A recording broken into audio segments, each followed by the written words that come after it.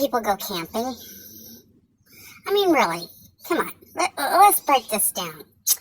Okay, so you load all your crap into the back of your truck, and you drive an hour and a half, 2 hours away, and you unload your crap into the dirt. Okay? You set up all this crap into this little makeshift kitchen and bedroom, and you fight mosquitoes and werewolves and bears. You pick dirt out of your food. Okay? You sleep with rocks in your back. What the hell is that?